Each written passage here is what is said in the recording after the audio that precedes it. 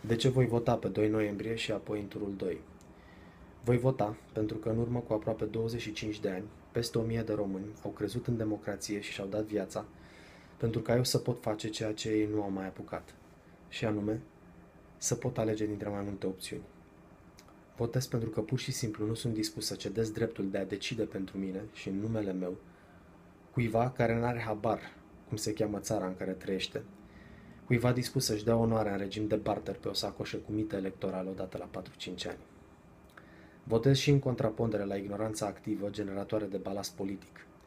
La fel cum votez și în contrapondere la cei care, acriți și depeizați, au ales să nu-și mai exercite acest drept.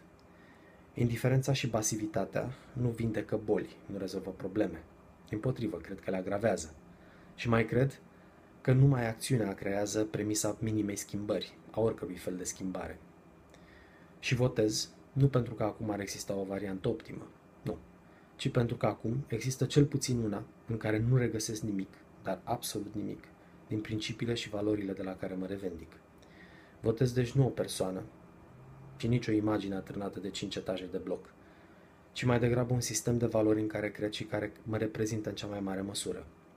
Iar votul meu va sancționa discursurile șmecherești, manipulările deșanțate și, în genere, nerușinarea cu care unii participanți la această campanie înțeleg să folosească fraudulos în numele meu sloganuri și noțiuni care se referă indirect și la mine, dar care nu mă reprezintă și nu mă vor reprezenta niciodată. Ei nu se exprimă în numele meu, iar votul meu este acum singurul instrument la îndemână spre a-i sancționa.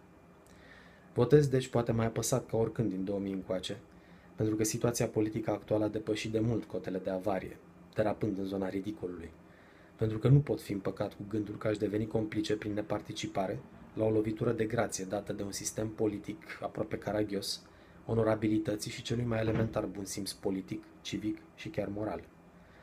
Nu pot ști că am tăcut când altcineva a decis în numele meu, în favoarea înscăunării derizoriului, a hoției senine și a bășcăliei în cea mai înaltă și vizibilă funcție în stat. Pentru toate aceste motive și pentru multe altele care depășesc cadrul acestui mic exercițiu, voi merge pe 2 noiembrie la vot, la fel cum voi merge și în turul 2. De aceea, vă îndemn și pe voi să faceți la fel și vă mulțumesc anticipat.